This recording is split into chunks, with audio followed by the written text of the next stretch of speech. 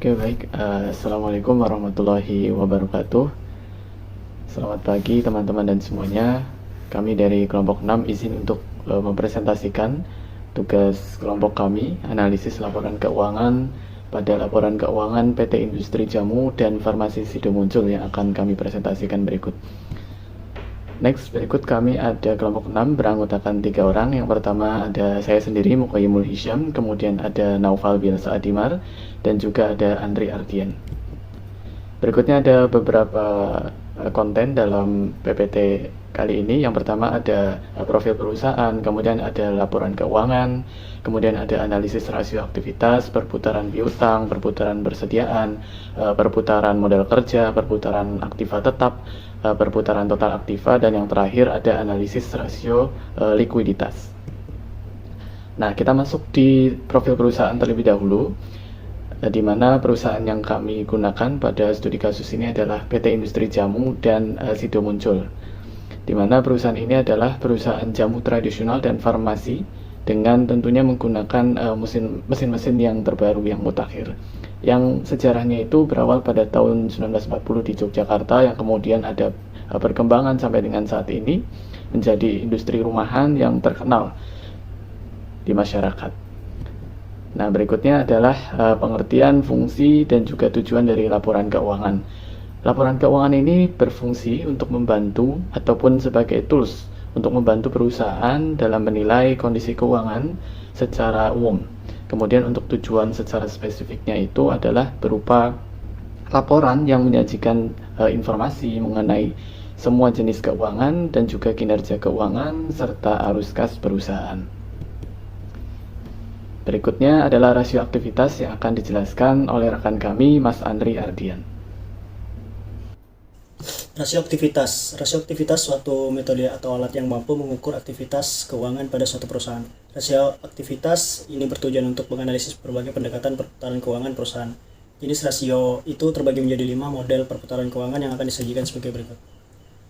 Yang pertama, perputaran piutang, di mana rasio yang digunakan untuk mengukur beberapa kali perputaran piutang ini terjadi selama satu periode.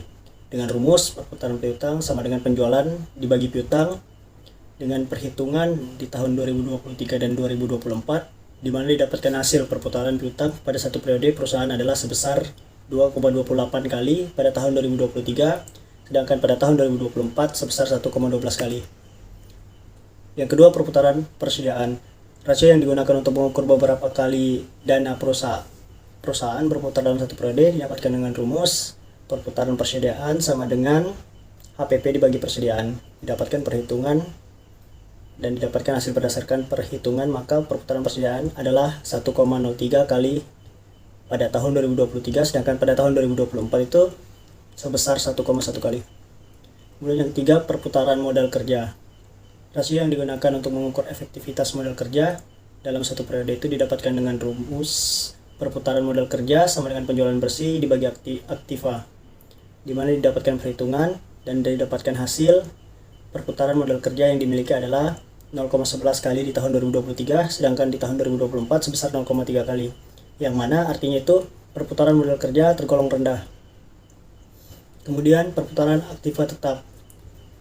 Rasio yang didapat mengukur apakah perusahaan sudah menggunakan kapasitas maksimal aset tetapnya itu didapatkan dengan rumus perputaran aktiva tetap sama dengan penjualan dibagi total aktiva tetap, di mana didapatkan perhitungan dan didapatkan hasil perputaran aktiva tetap perusahaan adalah sebesar 0,19 kali pada tahun 2023, sedangkan pada tahun 2024 sebesar 0,43 kali. Kemudian perputaran total aktiva. Rasio yang digunakan untuk mengukur efektivitas aset dalam menghasilkan angka penjualan itu didapatkan dengan rumus perputaran total aktiva penjualan dibagi total aktiva, di mana didapatkan perhitungan dan didapatkan hasil perputaran total aktiva adalah sebesar 0,07 kali pada tahun 2023, sedangkan pada tahun 2024 itu sebesar 0,25 kali. Baik, teman-teman, seperti itu untuk analisis rasio aktivitas khusus yang perputaran piutang, kemudian perputaran persediaan, perputaran modal kerja, perputaran aktiva tetap, dan juga perputaran total aktiva. Berikutnya akan dijelaskan oleh rekan kami, Mas Naufal Bielsa, mengenai analisis rasio likuiditas. Baik, di sini akan saya lanjut. Kemudian untuk rasio likuiditas, yang pertama ini suatu metode atau alat yang mampu mengukur tingkat likuiditas pada suatu perusahaan. Yang kedua, rasio likuiditas bertujuan untuk menganalisis kemampuan perusahaan dalam menggunakan asetnya.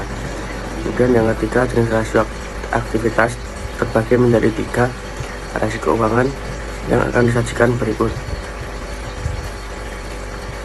Yang pertama, current rasio atau aset lancar. Rasio digunakan untuk mengukur kemampuan perusahaan dalam membayar kewajiban jangka pendek. Berikut CR untuk aset lancar pada UD sudah muncul.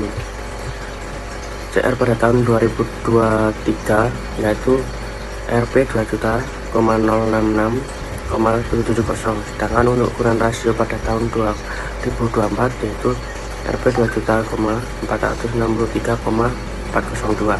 Berdasarkan perhitungan, maka CR untuk periode mengalami perubahan sebesar 0,83%.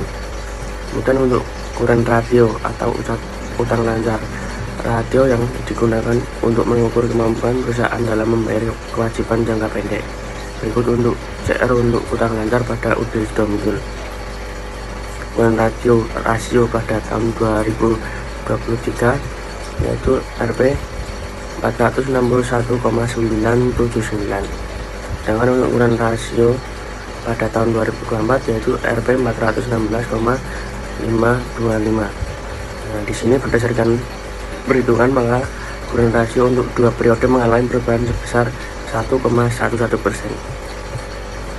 Yang ketiga, cash ratio liquidity. Nah, rasio yang digunakan untuk mengukur kemampuan perusahaan dalam menggunakan aktiva lancar tanpa persediaan untuk membayar utang.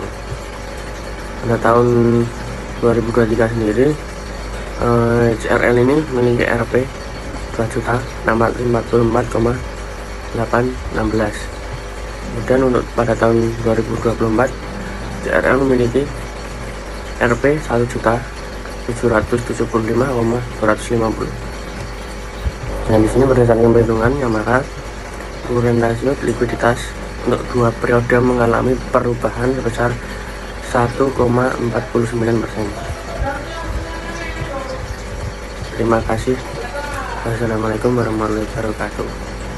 Ya, baik teman-teman, berdasarkan pemaparan materi, kemudian pengolahan dan juga perhitungan perputaran keuangan tadi, baik analisis rasio aktivitas maupun analisis rasio likuiditas, akhirnya didapatkan kesimpulan bahwasanya secara keseluruhan PT Sido Muncul ini tergolong sebagai perusahaan yang memiliki rasio aktivitas dan juga likuiditas masih tergolong rendah karena beberapa variabel di situ menunjukkan bahwasanya masih kurang dari angka ketetapan industri. Seperti itu untuk sarannya akan kami buatkan setelah ini.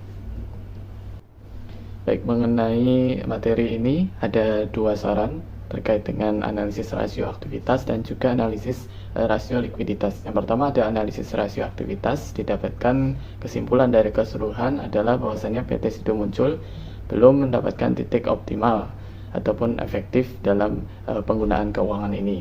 Nah, saran dari kami adalah dengan menaikkan angka penjualan, yang mana menaikkan angka penjualan nantinya akan memperbesar rasio dari aktivitas dalam perusahaan itu sendiri, yang nantinya persentasenya juga akan semakin besar.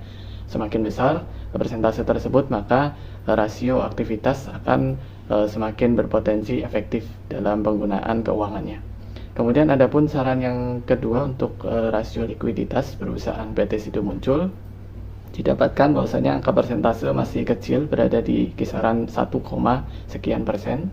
Untuk itu kami memberikan saran kepada perusahaan untuk menaikkan jumlah kas perusahaan, di mana likuiditas itu adalah kas perusahaan dibagi dengan adanya kewajiban hutang yang perlu dibayar. Maka semakin besar kas yang dimiliki, ya, kemudian dibagi dengan jumlah hutang, ketika lebih besar, jumlah kasnya lebih besar, maka akan persentasenya lebih besar juga. Sehingga ketika persentasenya lebih besar, angka likuiditas pun akan semakin mudah cair oleh perusahaan, sehingga akan mudah untuk membayar kewajiban hutang jangka pendek khususnya.